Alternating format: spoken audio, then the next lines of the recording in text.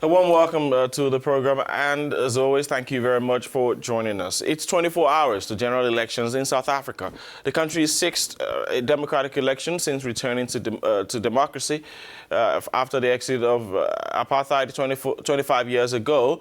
But just before Wednesday's election is what is called a special vote. Over 770,000 South Africans were expected to cast their special vote between yesterday, Monday, and today, Tuesday, a privilege that was approved by the electoral body in consideration of those who would not be able to cast their ballot on election day, tomorrow, Wednesday, that is. Hundreds of the country's election commission officials manned the fort at designated voting centers across the country on Monday, while others visited the homes of those who, due to health reasons, could not travel to a voting station. Over 770,000 South Africans who applied for special voting are expected to cast their votes on Monday and Tuesday ahead of the 8th May 2019 general election. Polling stations across the country are opened over these days to allow for the special voting. The country's Electoral Commission has appealed for the reduction in political activities to allow space for voting to take place peacefully. The Commission has also urged communities not to engage in any civil unrest, protests or demonstrations which may impact on electoral operations. Employers have also been reminded to allow employees to exercise their constitutional right to vote, especially those in the mining, agriculture, retail and tourism industries. The special voting is scheduled from 9 a.m. to 5 p.m. and voting on Election Day, May 8th, will take place from 7 a.m. to 9 p.m.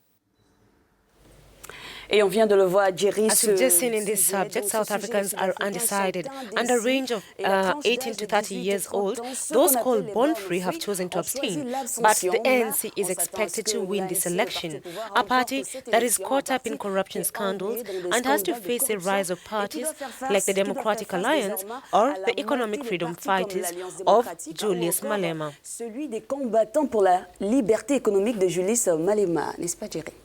We now go live to join our journalist Daniel Mumbere, who is stationed for us in South Africa for these elections. Daniel, a great pleasure connecting with you live this morning. Let me start by greeting you in the South African Zulu language. Sawubona. Yes. Good morning, Jerry. Good morning, Ruth. How are you? Can you hear me? Very well, clearly. Thank you very much for joining us, and we can hear you clearly, Daniel. So what is the mood like in Pretoria, Johannesburg this morning, just hours to the elections? You can tell us precisely where you are currently. So we are at the Results Operations Center here in Swane in Pretoria, and the mood in the country right now is one of anticipation, as many are waiting to see just how much popularity the ruling ANC party could have lost, and also to see whether Cyril Ramaphosa, who is perceived to be a credible candidate, can actually save the party that fought to end apartheid. Now here at the Results Operations Center, which brings together election observers, election officials, political party agents, and the media to monitor the outcome, is where the biggest buzz of the election can be felt here in Pretoria. Now, security agencies and also election monitors are on the lookout for violence hotspots in Johannesburg, in Limpopo, in KwaZulu-Natal, and also in Cape Town, where some people have vowed not to vote as their way of protesting what they say are failures by the ruling ANC to deliver on its previous election promises. Et Daniel, beaucoup d'analystes ont prédit le Many analysts have predicted the decline of ANC in these legislative elections precisely because of allegations of corruption in the state capture. Will this report have any impact on this poll, Daniel? Oh yes, indeed. Several voters that we spoke to who are not happy with the ANC cited rampant corruption as one of those reasons. But supporters of the ANC believe that Cyril Ramaphosa has and can actually reverse state capture, but those who oppose the ANC say that the ANC is totally rotten and cannot be reformed and should only be kicked out of power. Now, the ANC spokesperson told us that they are very conservative in their estimates of victory, But once they are given another mandate, what they will do is fight to root out corruption and create jobs. And also Ramaphosa, at the final rally on Sunday, said that members who have been tainted by corruption scandals like state capture will not have a place in his cabinet or in parliament once or if he is given a substantial mandate by the voters.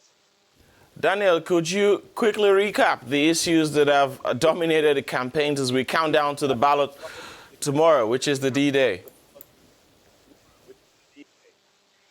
Oh yes, the key issues in this particular campaign have been the ability of the ANC to revive the economy, to create jobs, to fight corruption. And so the opposition has been looking at taking and attacking the ANC for having failed to effectively deal with corruption, for having failed to empower black people, for having failed to end inequalities. So these have been some of the issues that have been driving this particular campaign. At the final rally of the ANC on Sunday, Ramaphosa apologized to voters for the mistakes that he said have been made by the party. The official opposition in the country, the Democratic Alliance Party, has appealed to voters to give them a chance to govern, pledging to end corruption, create millions of jobs, and uphold minority rights. Now, also, racial tensions in South Africa are on the rise, and indeed, some of the record 48 political parties that have registered to participate in the national elections this time round are populist groups that are targeting racial, ethnic, and such kind of ideologies, including the Blackland First Party, which is a black consciousness party, and also the compatriots of South Africa who are targeting upholding and uplifting colors in the country. The Radical Economic Freedom Fighters, the EFF, are hoping to swing black support away from the ANC, having championed issues like the expropriation of land without compensation. Surely, Daniel, several issues there dominating the campaign discussions in South Africa. And a great pleasure, though. I'd like to thank you very much for the feed. And yes, the D-Day is tomorrow, and we surely will be circling back to you for your coverage. So you hang in there for us, Daniel.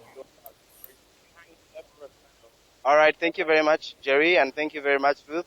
We will be giving you all the updates as they come through here in South Africa.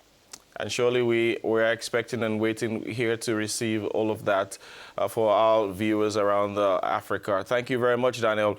Our journalist, actually, Daniel Mumbere, Africanews journalist, Daniel Mumbere, speaking to us there from Pretoria. You're still watching the Morning Call. Up next is the Africa Journal.